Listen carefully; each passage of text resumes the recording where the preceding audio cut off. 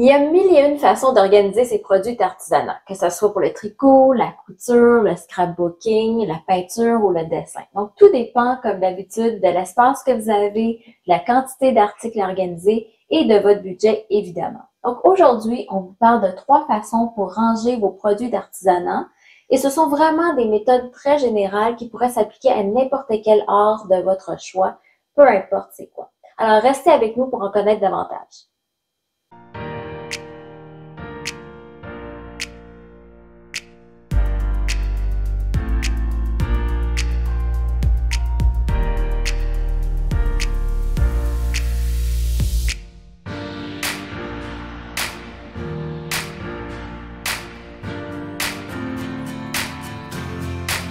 Salut, je suis Elisabeth. Et moi, Stéphanie. Bienvenue sur notre chaîne SOS Rangement. Merci de nous suivre et surtout, n'hésitez pas à partager vos suggestions, vos questions sous la vidéo et surtout de partager avec vos amis si vous aimez le contenu de nos vidéos.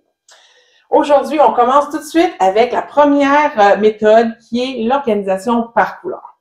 Vous connaissez sûrement la populaire série de Home Edit qui se font un plaisir d'organiser tous les articles en sorte de couleurs.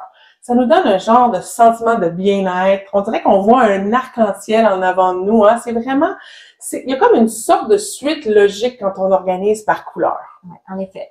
Si par exemple, votre passe-temps favori, c'est de tricoter, alors on pourrait ranger les différentes laines dans des cubes qui sont disposés au mur et de les placer justement par ordre de couleur. C'est plus facile de cette façon de se retrouver, de retrouver la couleur recherchée pour le projet en particulier. Et même si les articles sont à vue, mais ça fait quand même super beau dans un espace. D'ailleurs, ranger par couleur est une technique qui fonctionne très bien si vous êtes des personnes très visuelles. Si on est plus une adepte du scrapbooking, le rangement du papier est vraiment, se prête bien au jeu de l'organisation par couleur. On peut utiliser ce genre de diviseur ou encore utiliser des range-revues pour les ranger. Un autre système d'organisation efficace par couleur, c'est celui-là, il est plus pour les artistes dessinateurs, c'est les feutres et les crayons à dessin. Si vous en possédez vraiment une grande variété de ces articles-là, utilisez des contenants transparents pour vraiment mettre en valeur vos articles de façon super pratique et d'avoir une belle arc-en-ciel dans votre atelier de dessin.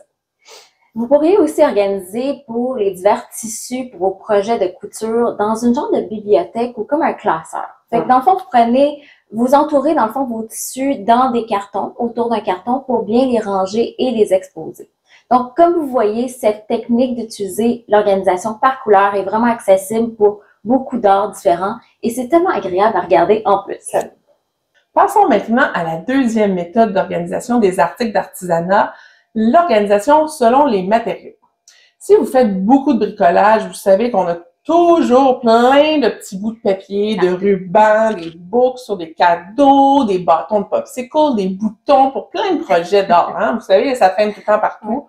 Mais ce genre de rangement à compartiment est parfait pour rassembler tous les petits articles dont on a nécessairement une grande quantité, pas nécessairement une grande quantité, mais qu'on a une grande variété. Donc, on se retrouve avec plein de choses différentes, mais pas en grande quantité chacune. Pour la même chose, la confection des bijoux, si ça fait partie de votre passe-temps, l'organisation par matériaux est aussi une bonne méthode puisqu'il y a tellement de finitions de perles, de petites billes transparentes, des fois un peu plus brillantes. Il y a aussi des breloques de toutes sortes. Donc, vous pourriez les disposer dans un tiroir, semblablement aux épices, dans des petits pots identiques, puis créer dans le fond un bel effet esthétique si vous avez justement tout à portée de main comme ça. Finalement, la troisième et dernière méthode qu'on vous suggère pour ranger les articles, c'est l'organisation par projet. Un exemple qui se porte bien dans cette organisation-là, c'est le tricot, parce que le tricot, on dirait que ça prend plus de temps à faire, puis on veut l'apporter avec nous partout où on va ou dans les transports en commun. Donc, un conseil qu'on vous suggère, c'est si vous le transportez avec vous, d'avoir un bon sac qui se tient bien, pas trop mou, pas trop, c'est pas de la laine, on veut pas, on veut que ça soit solide, qu'il y ait une bonne structure, exactement. Puis que la deuxième chose, c'est qu'il y ait des poches, des compartiments pour bien diviser, puis ça ne devienne pas un grand sac fourre-tout, qu'on tout soit pêle-mêle, puis que là, ça prend plus de temps de démêler les projets que de les faire. Donc, on veut ça. Puis, ce qu'on vous suggère aussi, c'est d'avoir 2 ou 3 projets maximum en même temps. Essayez de focuser, de terminer ces projets-là avant d'en commencer d'autres, parce que ça peut devenir mélangeant. Maintenant, si vous êtes plus une adepte de scrapbooking, on constate qu'on fait souvent plusieurs projets de scrapbooking parallèlement. On essaie de tout faire en même temps. Des photos, des pages, plein de choses en même temps, plein de projets en même temps. Alors, on vous suggère ce genre de rangement-ci un peu à filière afin de garder, dans le fond, chaque projet en ordre et inclure tous les articles dans chaque projet dans le même dossier, dans la même filière. On peut aussi utiliser des pochettes avec une fermeture éclair, comme celle-ci, pour tout contenir à l'intérieur. Ou encore, une autre option, c'est d'utiliser des boîtes assez grandes, peut-être un 12 par 12, pour ranger tout le matériel nécessaire pour chaque projet. Donc, tous les rubans, les papiers, les accessoires, tout ça peut être contenu dans le même contenant. Assurez-vous que le contenant soit assez grand pour vraiment rentrer tout, pas en avoir différent pour le même projet.